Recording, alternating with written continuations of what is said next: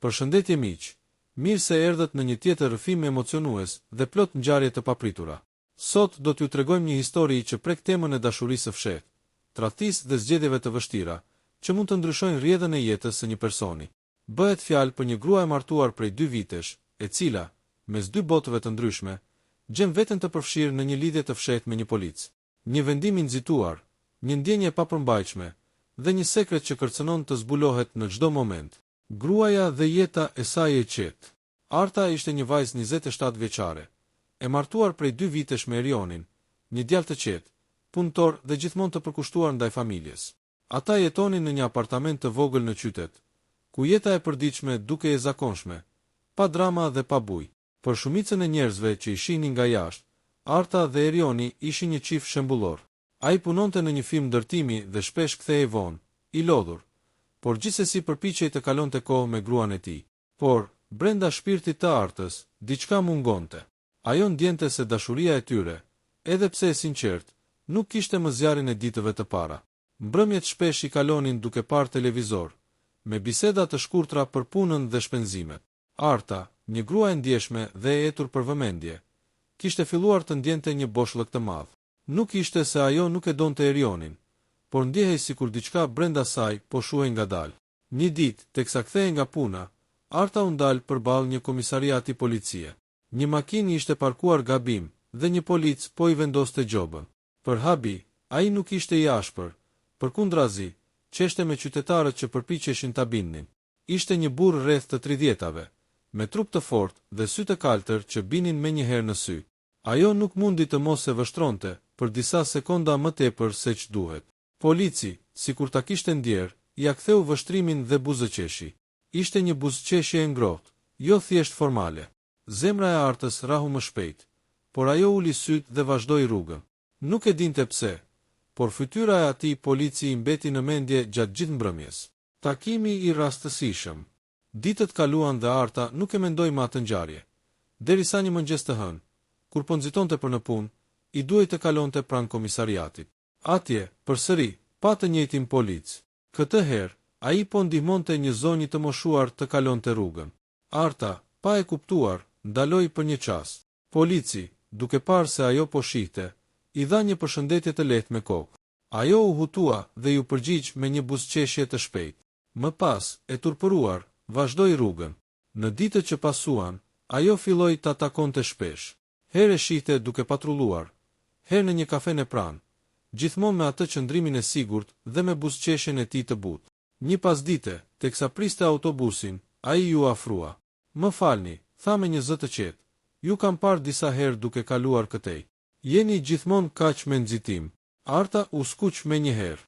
"Po, gjithmonë vonohem për në punë," tha ajo duke qeshur lehtë. "Atëherë duhet të kujdeseni më shumë për veten. Qyteti është i ngarkuar, ndonjëherë edhe i rrezikshëm," ja ktheu ai. "Ah, unë jam Arbeni."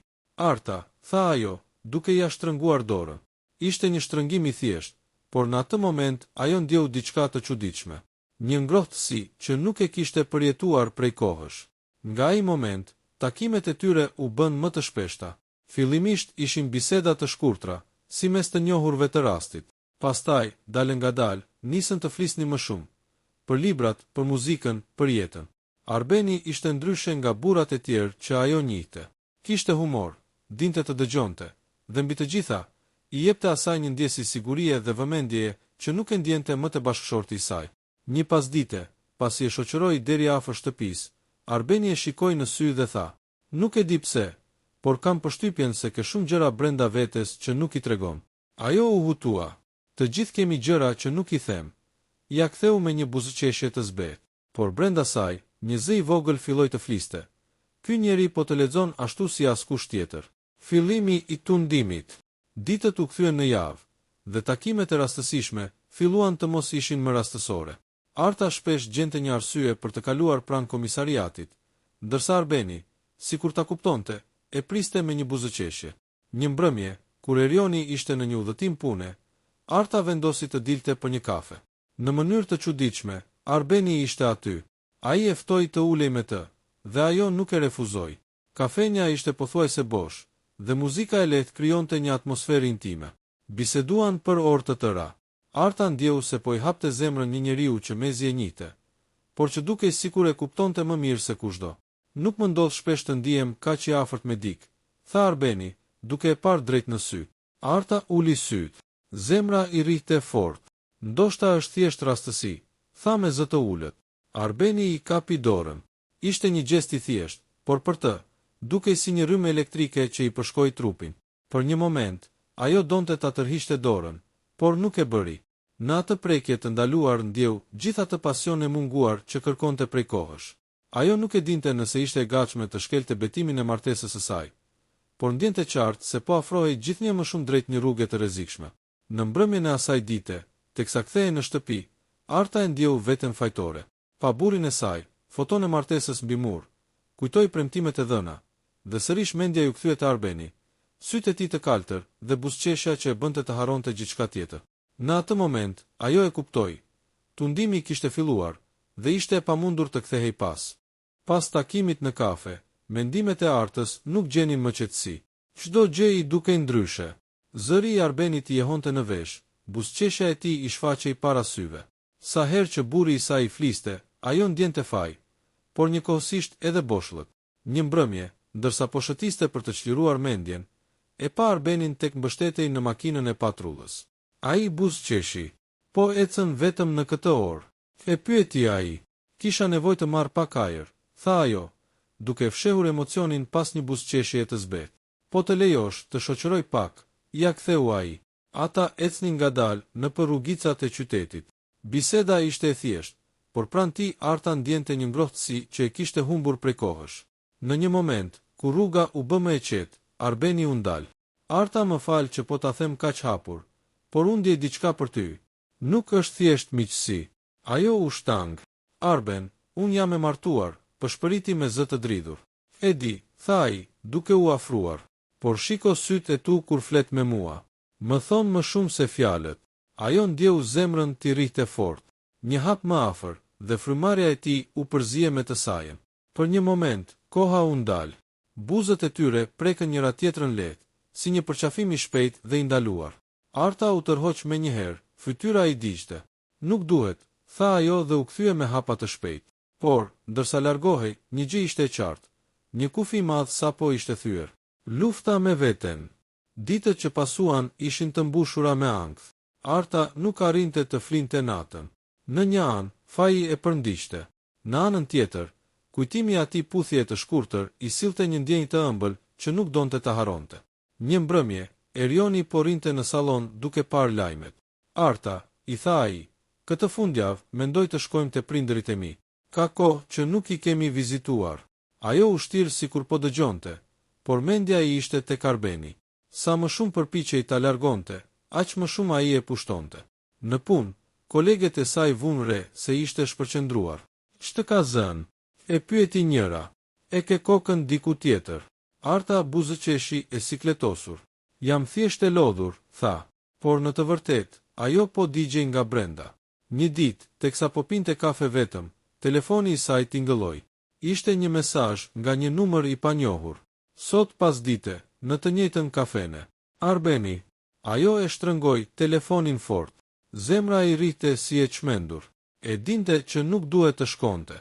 E dinte që çdo takim I mëtejshëm e fuste në një rrugë pa kthim, por dëshira ishte më e fortë se logjika. Dhe shkoi. Kur hyri në kafene, ai ishte aty, duke e pritur. Kur e pa, u ngrit dhe e përshëndeti me atë buzëqeshje që tashmë ja kishte marrë mendjen. Faleminderit që erdhe, I tha ai. Kam menduar për ty çdo ditë. Ajo uli syt. Nuk e di çfarë po bëjmë, tha me zë të dridhur. Po ndjekim atë që ndjejmë, ja ktheu ai. Ndoshta është gabim, ndoshta jo, por është e vërtet. Fjalët e tij e goditën drejt e në shpirt. Në atë moment, ajo e kuptoi se betejë me veten kishte marrë fund. Rruga e ndaluar. Takimet e tyre u bën më të shpeshta. Fillimisht ishin kafene të fshehta, shëtitje në parqe larg syve të njohur. Por, pak nga pak, ata nuk mund të përmbaheshin më. Një pasdite me shi, Arbeni e mori me makinën e tij dhe shkuan në një vend të qetë jashtë qytetit. Arta, I tha ai duke e parë drejt në sy. Unë nuk dua të vënë në pozitë të vështirë, por nuk mund të shtirem më sikur nuk ndjej asgjë. Ajo u dridh. Edhe unë ndjej, pranoi më në fund. Por më tremb ajo që po ndodh. Ai I kapi fytyrën me duar, e afroi ngadalë dhe e puthi. Këtë herë nuk kishte asnjë tërheqje, asnjë hezitim. Ishte një puthje e zjarrt, e gjatë, që I la pa frym. Në atë moment, ajo ndjeu se po thyente gjithçka për të cilën kishte bërë betim, por njëkohësisht ndjeu një gjallëri që nuk e kishte provuar prej kohësh. Nga ai çast, lidhja e tyre nuk ishte më vetëm një flirt I pafajshëm. Ishte një marrëdhënie e fshehtë, e ndaluar, por që për të dy u bë e pandashme. Arta e dinte se po ecte mbi një fije të hollë, ku çdo hap mund ta rrëzonte. Por, në vend që të ndalej, ajo po I dorëzohej gjithnjë më shumë këtij rreziku. Ditët për Artën nuk ishin më si më parë. Çdo mëngjes zgjohesh pranë burrit të saj, por zemra I rrihte për dikë tjetër. Çdo herë që Erioni I buzëqeshte ose I sillte ndonjë dhuratë të vogël, ajo ndjente një therrje faji që e gëryente. Megjithatë, çdo herë që shihte Arbenin, gjithë fajet shuheshin dhe mbetej vetëm dëshira. Ata kishin krijuar një botë të tyre, të fshehtë, larg syve të njerëzve. Një botë ku nuk kishte martesa, premtime apo ligje, vetëm dy zemra që rrinin fort për njëra tjetrën.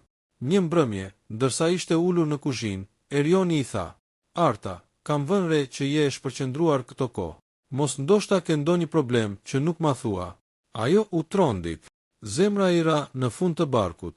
"Jo, thjesht jam e lodhur nga puna," tha shpejt, duke shmangur shikimin e tij.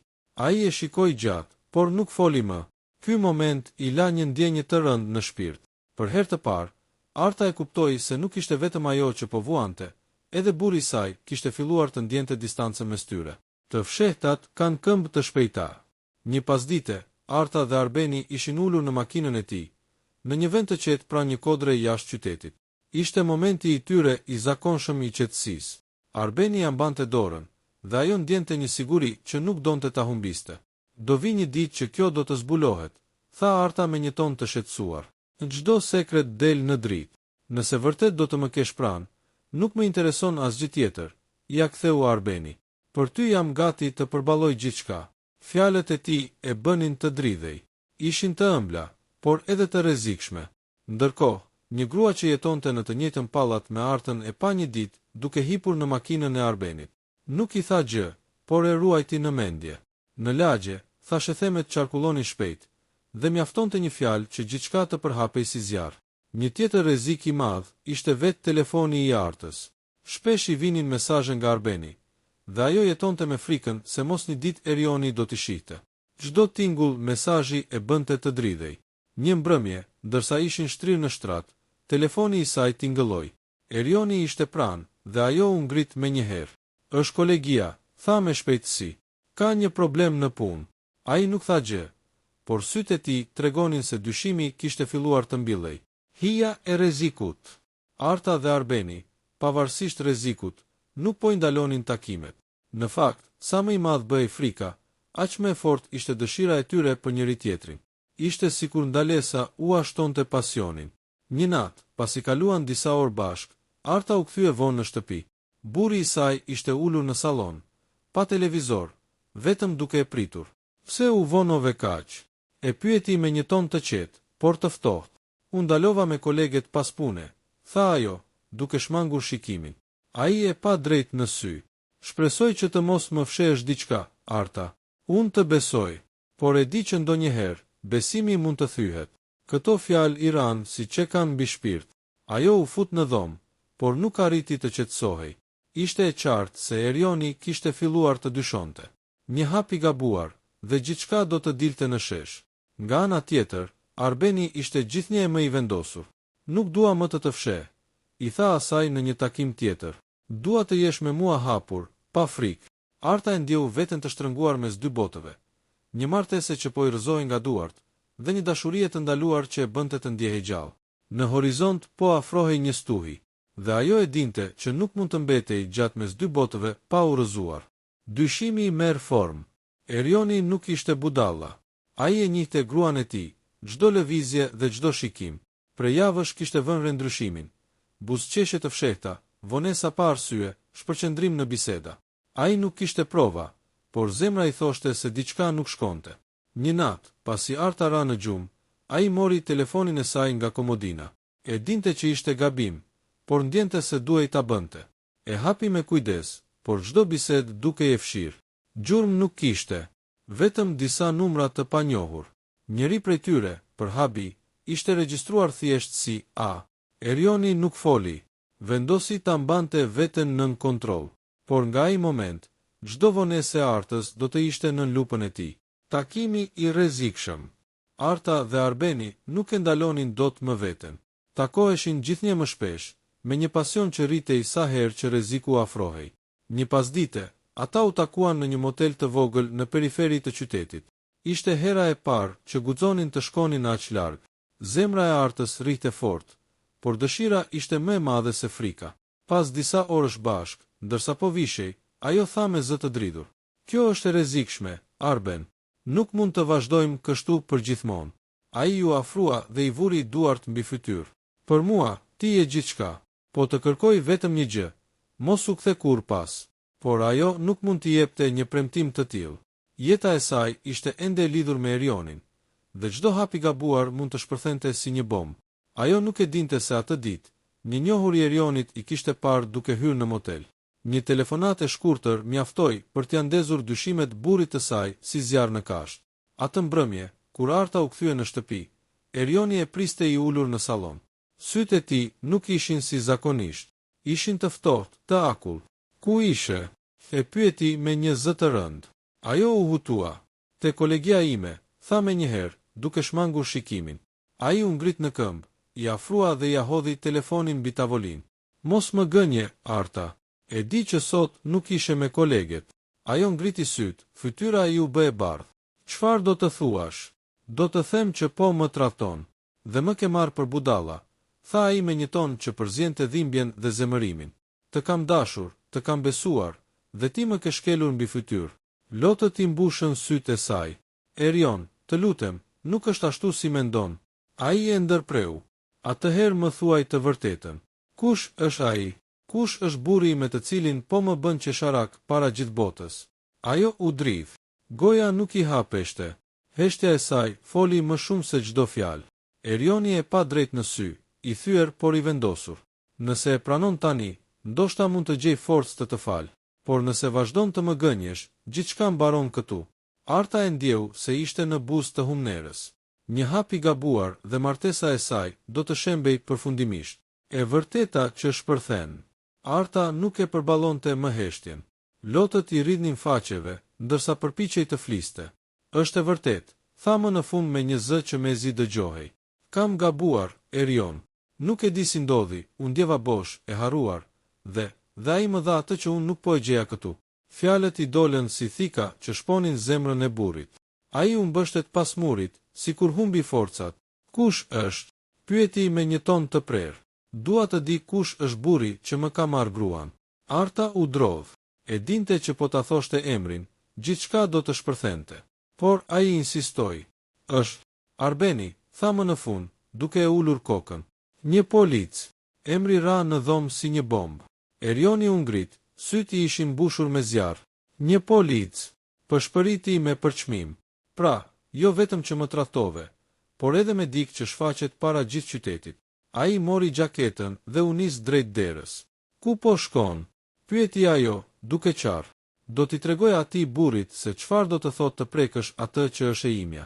Përballja mes burrave. Ishte vonë në mbrëmje, kur Erioni arriti pranë komisariatit. Pyeti disa policë dhe gjeti Arbenin te makina e tij e shërbimit. "Arben," bërtiti me zë të fortë. Polici u kthye i habitur. "Po, çfarë ka? Ti e di shumë mirë çfarë ka." Erioni ju afrua me hapa të mëdhenj. "Ti po shkatëron familjen time. Po më merr gruan, po më turpëron." Arbeni qëndroi qetë, por syt i flakëronin. "Dëgjo, nuk është ashtu si mendon. Mos guxo të më thuash që nuk është e vërtet." Bërtiti Erioni. Ajo vetë ma pranoi. "Ti je turp, një polic që shfrytëzon uniformën për të joshur një grua të martuar." Një moment heshtjeje e mbushi ajrin.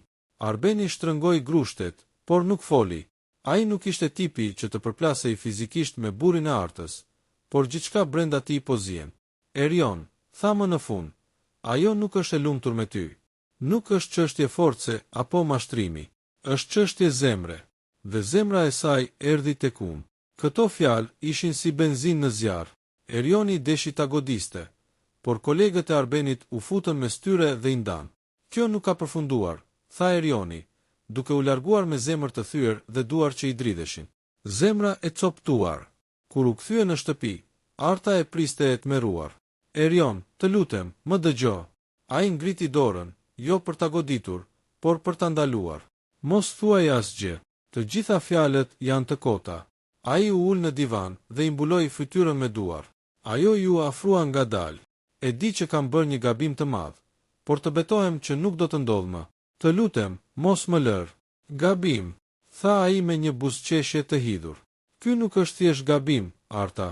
Është tradhti, është thik pas shpine, dhe kjo nuk shërohet me një më fal. Lotët e saj binin mbi duart e tij. Të dua, Erion, pavarësisht gjithçkaje, të dua. Ai e pa drejt në sy. Nëse do të më doje, nuk do ta kishe bërë kur këtë. Në atë moment, shtëpia që kishin ndërtuar së bashku, ju duk të dyve si një kështjell që po shembej mbi ta. Kishte ende mundësi faljeje, por plagët ishin aq të thella sa askush nuk e dinte nëse do të shëroheshin ndonjëherë. Rrugë drejt faljes. Muajt që pasuan nuk ishin të lehtë. Erioni nuk e kishte të lehtë të harronte atë që kishte ndodhur, por ai vendosi të mos e linte zemërimin të shkatëronte gjithçka. Ai filloi të kalonte më shumë kohë me Artën, të flisnin hapur për gjithçka, edhe për dhimbjet. Dua që ta di çdo gjë që ndjen, i tha ai një mbrëmje. Edhe nëse është e hidhur, më thuaj, sepse vetëm kështu mund të shërohemi. Arta e dëgjoi dhe qau. Kam gabuar, por nuk dua të jetoj më me sekrete. Dua të jem e pastër para teje, para vetes. Ata vendosën të ndjekin këshillim martesor. Ishte një rrugë e vështirë, me shumë dyshime e shpërthime, por çdo hap i vogël i afronte më shumë. Pak e nga pak, filluan të qeshnin sërish. Filluan të kujtonin kohët kur ishin njohur, shëtitjet e gjata, ëndrat që kishin ndarë. Ishte sikur po ndërtonin një shtëpi të re, mbi rënojat e vjetra. Një fillim i ri. Një vit më vonë, Arta dhe Erioni po ecnin dorë për dore në të njëjtën rrugë, ku kishin dalë për takimin e tyre të parë. Në duart e saj, ajo mbante një album me fotografi, kujtime të reja, të mbushura me buzëqeshje të sinqerta, jo me plag. Kush do ta kishte menduar që pas gjitha asaj dhimbjeje do të ishim këtu sot? Tha ai me një buzëqeshje të ngrohtë. Ndoshta dhimbja ishte provë, u përgjigja ajo. Një mënyrë që të kuptonim sa e rëndësishme është të kemi njëri tjetrin. Ai e ndali dhe e përqafoi fort. Tani nuk ka më sekrete, vetëm ne të dy.